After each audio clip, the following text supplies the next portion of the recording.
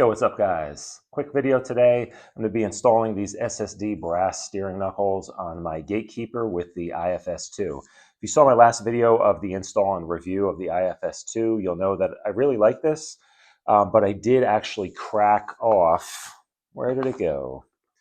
Cracked off this one little piece here where the steering link connects on the driver's side here.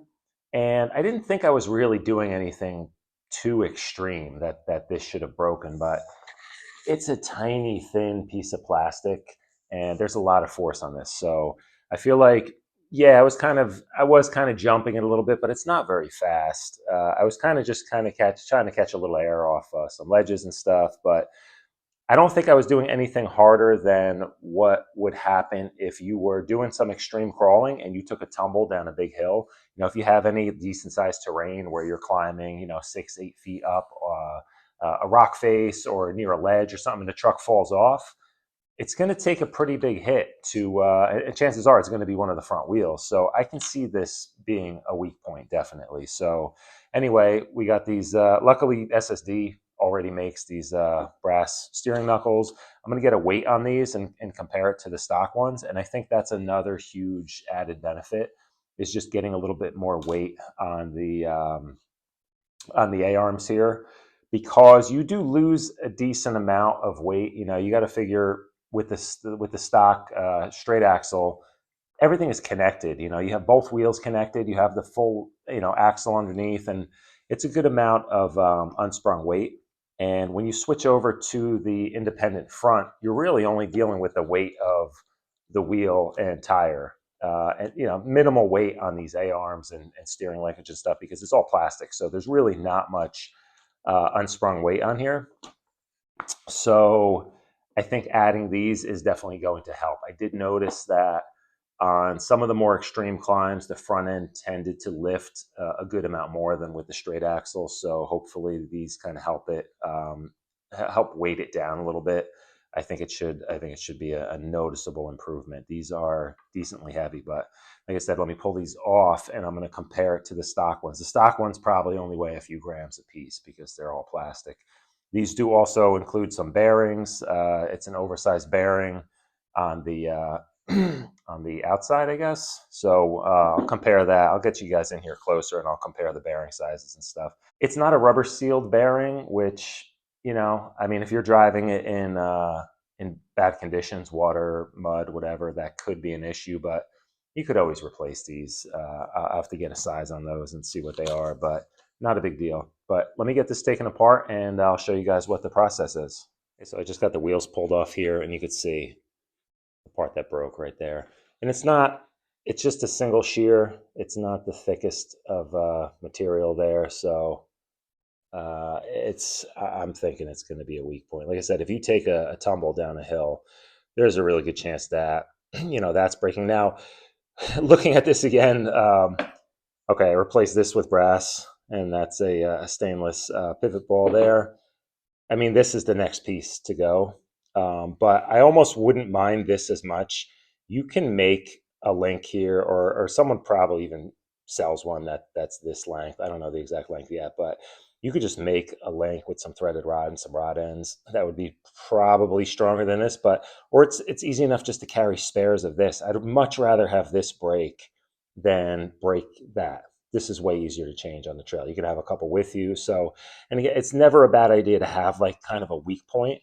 So if this broke before the steering rack or the servo or anything like that, I wouldn't mind. If this to me is kind of like an easily replaceable, probably pretty cheap part.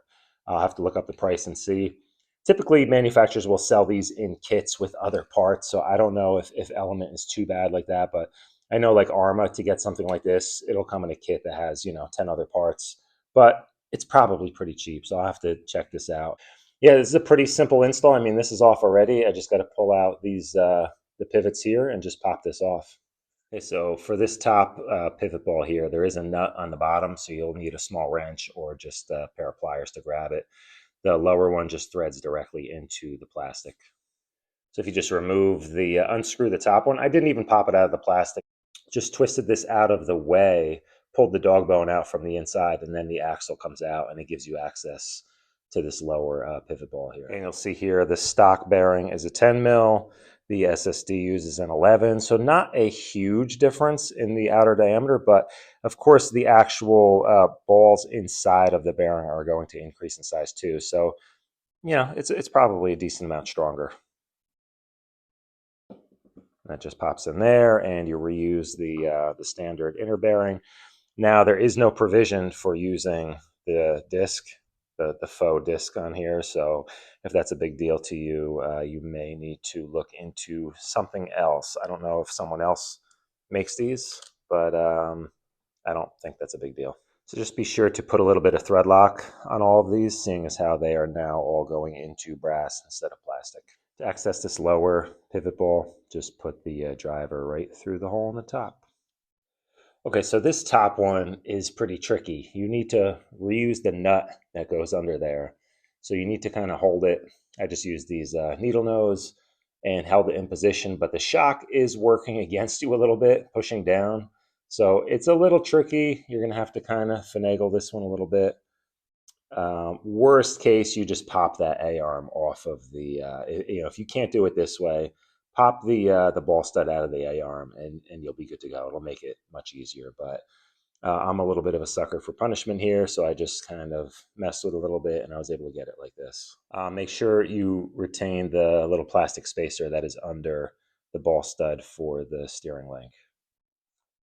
So let's get a weight on these. This is just a stock one with the rotor, of course, that's, you know, not being reused, but and with just the outer bearing, that's also being replaced.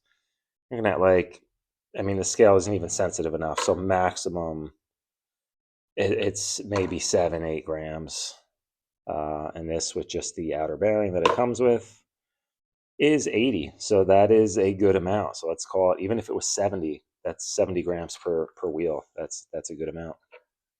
Hey guys, so the easiest way to do this is leave this lower stud in the A-arm here, put the driver down through here, screw it into the bottom of this, and then with this top stud removed, you can then, before you put the axle in, put this one in and put the nut on the back of it and tighten this one down, then slide your axle in and pop the top A-arm back onto here.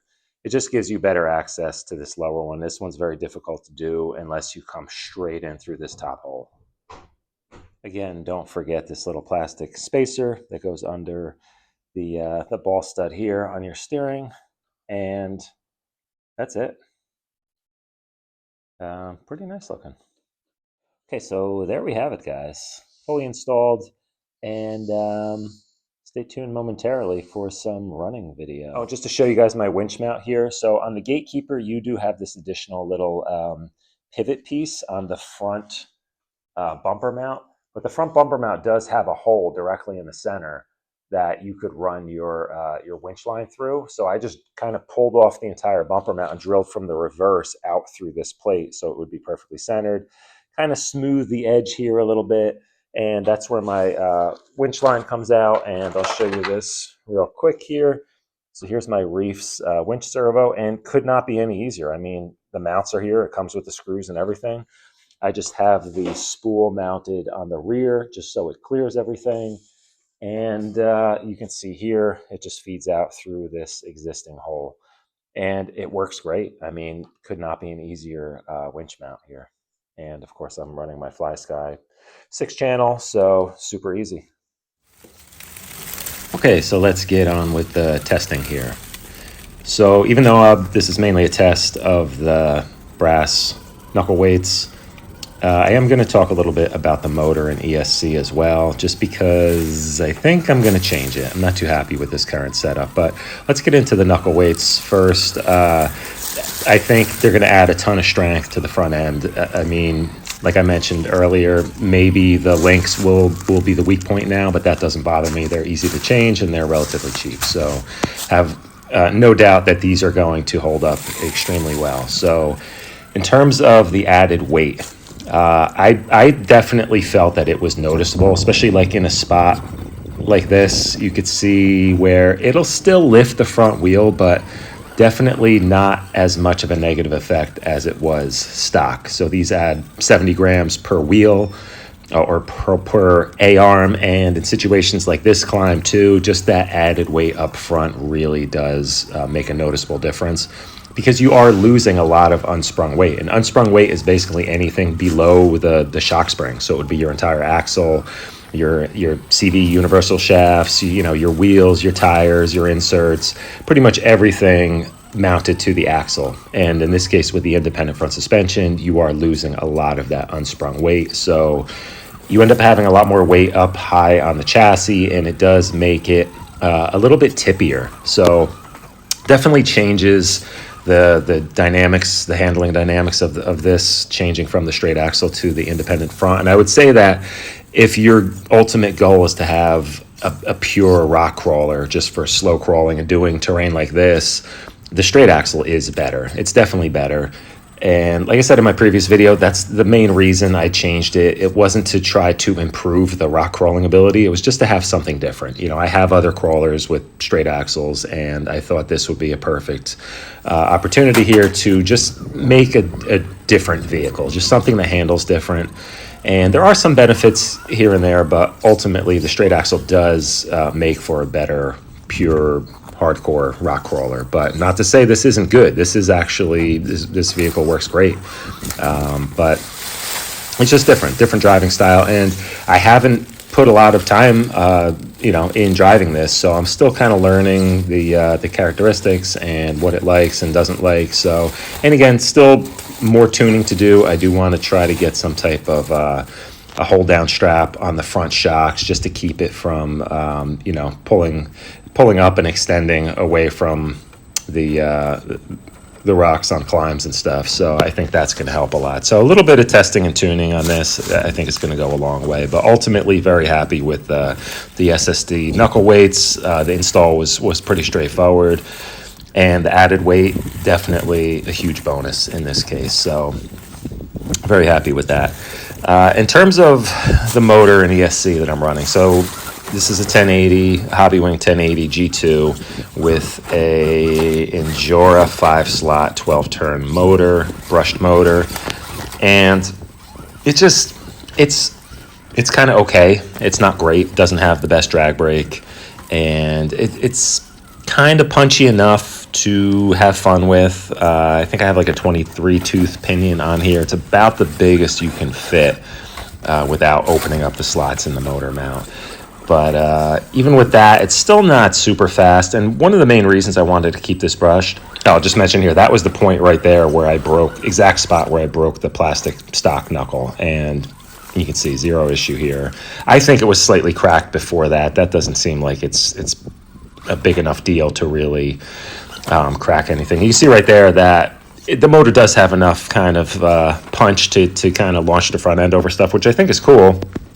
But I wanted to keep it brushed because I like the feature on the Hobbywing G2 1080 where you can have the remote adjustable drag brake, but I find myself not even really using it because this rig is not fast enough for it to make a difference. If you have a really fast rig, say like my low-C Hammer Ray, that thing will do 35 miles an hour. If you drive that with a full drag brake, you're just asking to destroy diffs or really, send that thing tumbling. So on that rig, it's great to have the remote adjustable drag brake if you want to drive fast. On this, it's just not fast enough for it to really make a difference. So I'm kind of leaning toward just throwing a Hobbywing Fusion in this, and I would go with, I have a Fusion Pro 2300 in another rig. I'm going to swap some motors around and put that motor in here so I can get a little more wheel speed. And I think that's going to be the best setup for this. Maybe I'll probably even leave the gearing the same so I can get a decent top end speed, because the Fusion is such a precise, torquey system that you can gear it tall and it'll still work really well for low speed crawling like this. So I'm going to give that a try. So look for that in the future vid. And I think that's going to be a game changer for this truck. These tires, these are the Proline Flat Iron XLs. They work really well. They're definitely not as good as the J-Concept Ruptures. for my kind of terrain here. But overall, I like them. They have a Proline dual stage foam in them, so I'm pretty happy with that. There's a few points here you see I get a little tire slippage, but eventually they do bite and pull the vehicle up. You can see here that front suspension in action. And, you know, it descends well enough, too. There's one point coming up where I take a really good tumble coming down a very steep hill, and I end up breaking my one suspension link. The rod end on the rear suspension link ends up snapping. So kind of, I was able to still drive it a little bit, but did kind of put an end to my day because this was like a quick outing. I didn't bring my tools or my parts supply with me, so I didn't have anything with me to fix it. But luckily I was able to just kind of bend it back, snap it back on, and I was able to drive a little bit longer, but you'll see that kind of coming up.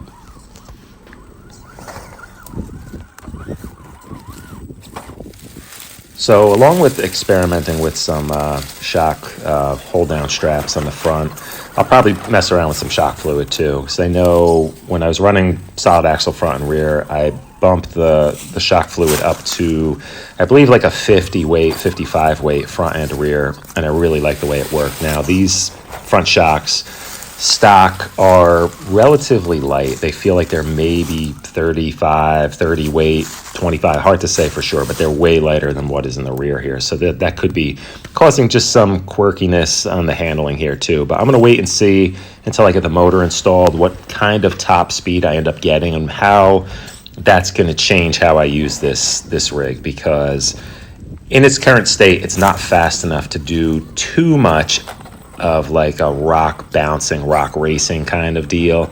It's just a little too slow for some of that stuff. It's kind of fun, but it just needs a little more speed. And if I end up getting a little more top end speed, maybe I'll keep the suspension set up a little bit light just for kind of a little more like rock racer type driving. But if not, you know, if this rig just wants to be a fairly okay rock racer but a better crawler, I will then just keep the suspension fluid a little bit on the heavier side.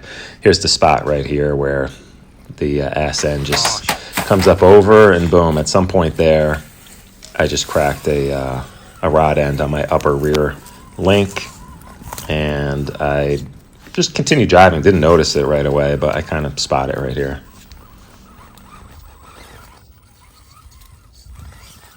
I broke a link. Son of a bitch. Oh wait, no, it broke.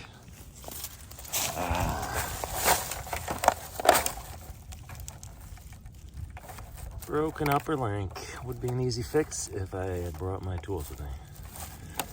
Or my parts.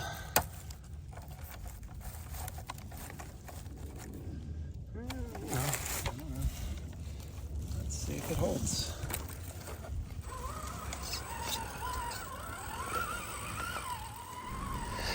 Yeah, so I was able to just pop that back on temporarily, but it was cracked and it did continue popping off for the rest of the run, and it just got progressively worse.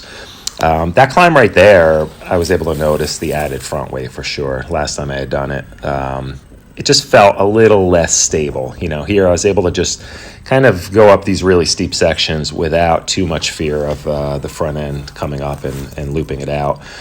This climb here, I was real curious how the extra weight up front was going to affect it. I couldn't spend too much time here because the rear link kept popping off.